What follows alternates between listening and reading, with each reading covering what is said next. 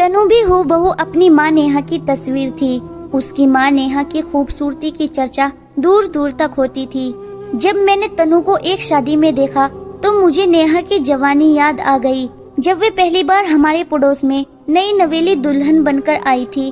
चांद सा मुखड़ा, सफेद रंग, दुल्हन बनी बैठी थी, सफेद बुगले जैसी रंगत और नाजुक से पैर बराबर बराबर रखे हुए बेड पर सिमटी बैठी थी। पैर तो ऐसे थे जैसे कोई सफेद कबूतरों के जोड़े की तरह हो। लेकिन जल्द ही उसकी खूबसूरती के चर्चे उसके भटकते स्वभाव के रंगों में रंगने लगे। आखिरकार वे कयामत आ ही गई और एक दिन वे अपने पति को छोड़कर अपने एक अमीर दोस्त के साथ भाग गई। तनु भी उसी माँ यानी नेहा की बेटी थी। जब वे 17 वर्ष की थी तब उसने लड़का होने का नाटक किया और गली के लड़के परवाने की तरह उसके चारों ओर चक्कर लगाने लगे। उसकी माँ एक अय्याश किस्म की औरत थी। उसने 4 शादियाँ की थी और वे बहुत मालदार औरत थी। वे एक अमीर दामाद की तलाश में थी। उसने अपनी बेटी को कांच की गुड़िया की तरह रखा। इस बेटी से उसके बड़े अरमान थे। वे चाहती थी कि तनु भी मेरी तरह किसी बड़े घर के लड़के को फंसाए और अपनी जिंदगी मजे से गुजारे। इसीलिए वे तनु को खूब बनाव सिंगार करके कॉलेज भेजती थी ताकि जो भी तनु को देखे उसका दीवाना हो जाए। तनु खूबसूरत तो बहुत थी, लेकिन वे अपनी माँ की तरह होशियार बिल्कुल नहीं थी। आखिरकार कॉलेज जाते हुए रास्ते में उसने एक नौजवान लड़के को अपनी अदाएं दिखाकर उसे अपने जाल में फंसा ही लिया। वे एक दौलतमंद घराने का चिराग था, लेकिन उसकी पहले से ही शादी हो चुकी थी। इसके 2 बच्चे भी थे। वे बीए कर रहा था। उसकी पत्नी और बच्चे गांव में रहते थे और वे खुद हॉस्टल में रहता था। तनु ने इसे पूरी तरह अपनी मुट्ठी में कर लिया था। बंटी रोज तनु से मिलता। पहले तो किसी को पता नहीं चला, लेकिन धीरे धीरे सभी को पता चल गया कि ये दोनों एक दूसरे से प्यार करते हैं।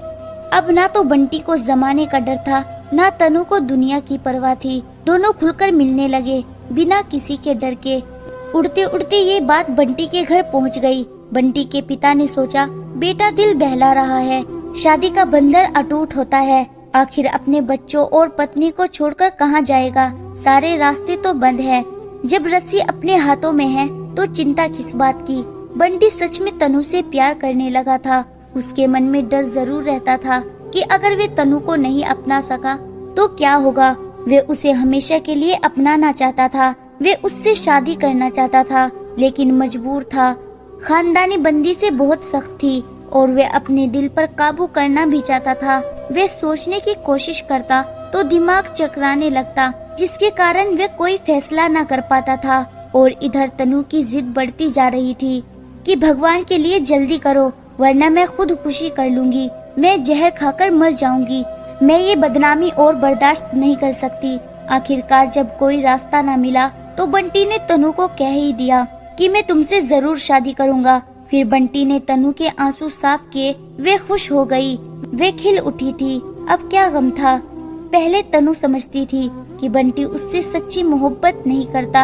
अब ये भी यकीन हो गया कि बंटी उससे मोहब्बत करता है, इसलिए वो अब मेरे लिए हर कुर्बानी दे सकता है। तनु को इस बात के बारे में भी नहीं पता था कि बंटी शादीशुदा है। बंटी ने ये सच तनु से छुपा रखा था। बस इतना बता रखा था कि सिर्फ उसकी मंगनी हो चुकी है। एक दिन जब बंटी तनु से मिलने आया तो कॉलेज की छुट्टी थी। बंटी का बाप बाहर किसी काम के लिए गया हुआ था। बंटी ने ड्राइवर से कार की चाबी ली और ड्राइवर से कहा कि पापा से कह देना कि मैं कार लेकर जा रहा हूँ। एक दोस्त से जरूर मिलना है, शाम को वापस आ जाऊंगा। वो कार लेकर तनु के पास आया। कहने लगा कि चलो आज तुम्हें वे घर दिखा कर लाता हूँ जहाँ तुम मेरे साथ हमेशा रहोगी। अपना घर देखोगी तो बहुत खुश हो जाओगी। तुम्हारे लिए ऐसा सजाया है। चलो जल्दी चलो, शाम को वापस भी आना है। उस वक्त उसकी आंखों में खुमार भरा हुआ था। तनु ने अपना पर्स उठाया और कार में बैठ गई। बंटी बहुत अच्छी अच्छी बातें कर रहा था और कार भी तेजी से चला रहा था, लेकिन कुछ परेशान भी था। वह तनु को इतनी खूबसूरत सपने दिखा रहा था जिन पर उसे खुद भी विश्वास नहीं था। जैसे सच बोलकर वे उसका और अपना मन बहलाने की कोशिश कर रहा हो। तनु हैरान बैठी थी और बंटी से पूछ रही थी कि बंटी तुम्हें क्या हो गया है? क्या तुमने आज सचमुच भी तो नहीं ली है? बार बार कार को नहर के डिवाइडर की तरफ ले जा रहे हो। क्या तुम्हें डर नहीं लग रहा है? नहर पानी से बिल्कुल भरी हुई है। बंटी मुस्कुराया और कहा, जब जान देनी ही देनी है तो फिर डरना कैसा?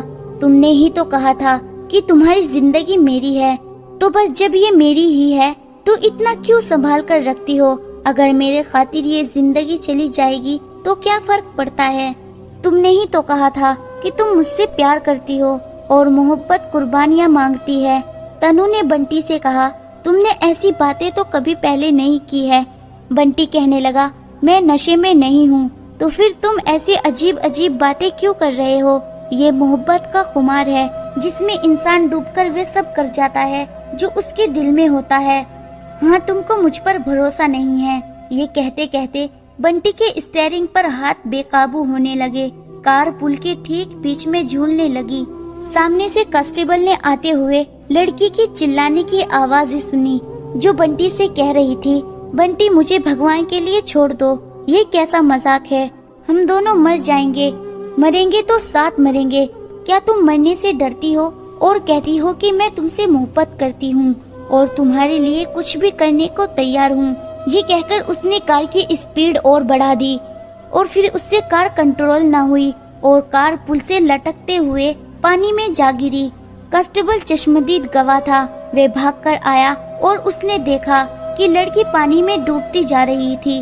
वे अपनी जिंदगी बचाने के लिए अपने हाथ पैर मार रही थी, मगर उसको तैरना नहीं आता था। ऊपर की तरफ उठने की कोशिश करती और पानी की लहर उसे नीचे की तरफ खींच लेती। उससे पहले कि ये कांस्टेबल मदद के लिए किसी को पुकारता, तनु उसकी नजरों के सामने से गुम हो गई। बंटी तैरता हुआ किनारे की तरफ आ पहुंचा। फिर वे भी किनारे पर आकर गिर पड़ा और उस कांस्टेबल ने उसे बाहर खींच लिया। 2 आदमी और मदद के लिए आ गए। 2 दिन के बाद बहुत ढूंढने के बाद तनु की लाश मिल गई। ज्यादा वक्त होने की वजह से पानी ने उसकी लाश को हल्का कर दिया था और अब वे मुरझाए हुए गुलाब की तरह पानी में तैर रही थी। लाश को पहले पुलिस स्टेशन और फिर अस्पताल ले जाया गया। पोस्टमार्टम हुआ और डॉक्टर ने खुलासा किया कि तनु को अकेले मौत के मुंह में नहीं धकेला गया, बल्कि उसकी कोख में एक नन्ही सी बच्ची भी थी। लोग ये कहते हैं तनु बंटी के बच्चे की माँ बनने वाली थी, इसीलिए उसे मारा गया। और लोग ये भी कहते थे कि जब बंटी अपनी मोहब्बत को हासिल न कर सका तो मजबूर होकर उसको मौत की बेरहम लहरों के हवाले कर दिया। पुलिस ने उस मामले में कार्रवाई की, मगर वे बड़े बाप का बेटा था और इस समाज में दौलतमंद होना सारे ऐबों पर पर्दा डाल देता है। बंटी के दोस्त ये कहते थे कि बंटी बेकसूर है। काफी सालों तक वे पागल सा हो गया था। उसे किसी बात की होश ही नहीं थी, बल्कि हादसा होने के बाद तनु की अचानक मौत का गम था। जब तक बंटी जिंदा है, ये गम बंटी के दिमाग को दीमक बनकर खाता रहेगा कि उसके हाथों से तनु आखिरी नींद सो गई। जब तनु की मौत के बारे में उसकी माँ को पता चला तो वे भी गिरती पड़ती बेटी की लाश तक पहुँची और उसकी भी सदमे से बुरी हालत हो गई थी। उसके सामने उसकी बेटी आखिरी नींद सो रही थी। पड़ोसी उसको कह रहे थे कि नेहा को उसकी बेवफाई की सजा मिली है। वे आदमी जिसने उसे घर में बसाया और उसे सहारा दिया, वे उसी को धोखा देकर उसका सब कुछ लूटकर और उसे छोड़कर दूसरे घर बनाने के लिए चली गई और उसकी अपनी बेटी उसका दिल वीरान करके दूसरे के घर को आबाद करने जा चुकी थी। ऊपर वाला हर माँ को झूठ और गुनाह से बचाए और हर बेटी को सच्चाई के रास्ते पर चलाए। इस घटना को बहुत समय बीत चुका है, मगर हमारे मोहल्ले के लोगों को इस बात का अभी भी सदमा है। दोस्तों, इस कहानी के बारे में आपकी क्या राय है? कमेंट करके जरूर बताएं।